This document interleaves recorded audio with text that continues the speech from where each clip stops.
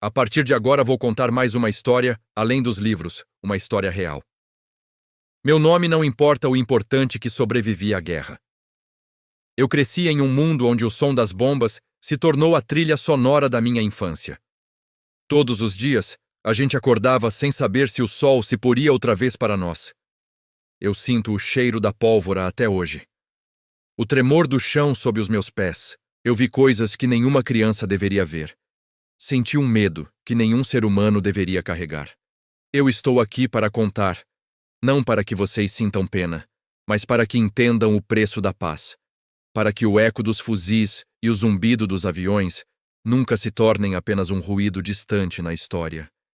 Quando a primeira bomba caiu, o mundo que eu conhecia desapareceu.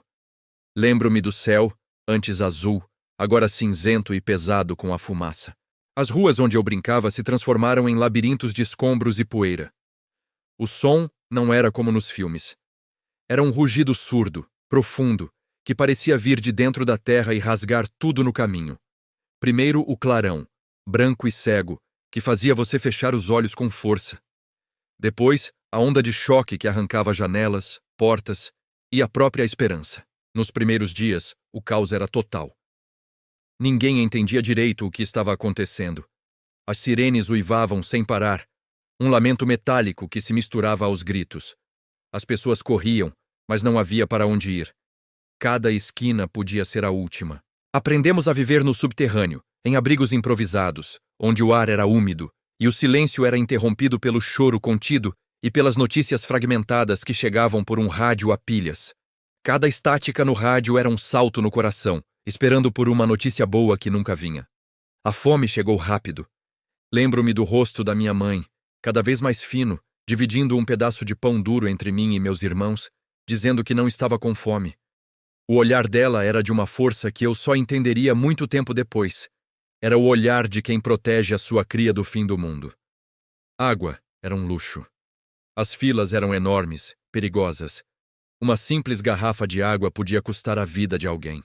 Nós, crianças, aprendemos a não chorar por fome, a não reclamar.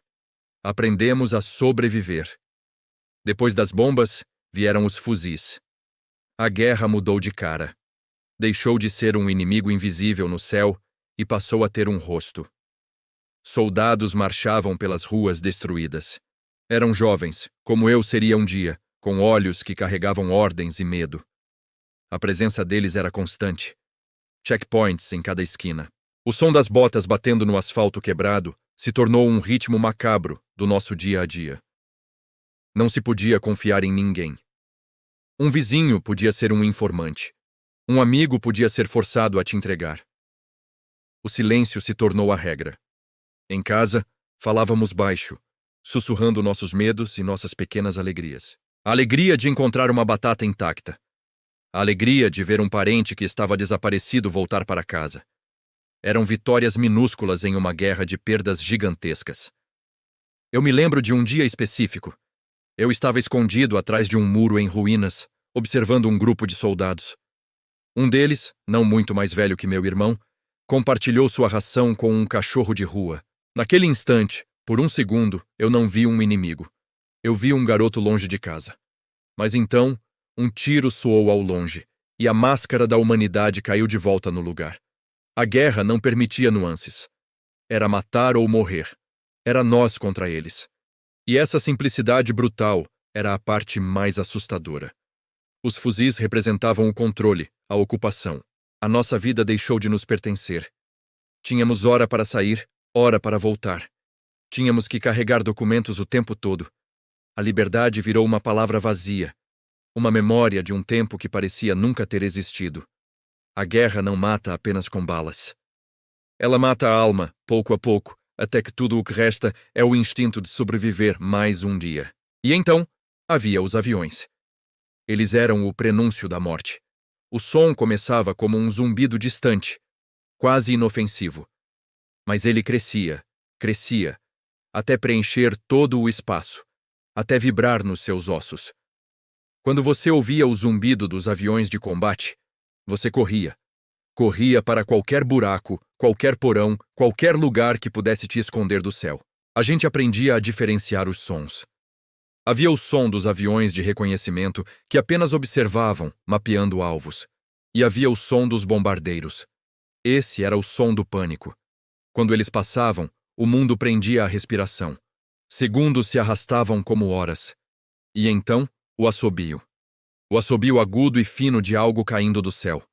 Era o som do seu destino sendo decidido por alguém a milhares de metros de altura.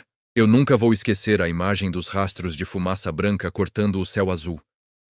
Era uma visão quase bonita, se não significasse destruição. Pareciam dedos de um Deus furioso, apontando para onde a próxima tragédia aconteceria. Vimos prédios que eram símbolos da nossa cidade virarem pó em segundos. Vimos o fogo consumir casas, levando junto as histórias de quem vivia ali. Uma noite, o zumbido ficou mais próximo do que nunca. Estávamos amontoados no porão. A casa tremeu violentamente. O barulho foi ensurdecedor. Poeira e terra caíam do teto. Abraçamos uns aos outros, rezando em silêncio. Quando o som se afastou e a poeira baixou, subimos as escadas. A casa do nosso vizinho, onde eu brincava quase todos os dias, não existia mais. Havia apenas uma cratera fumegante.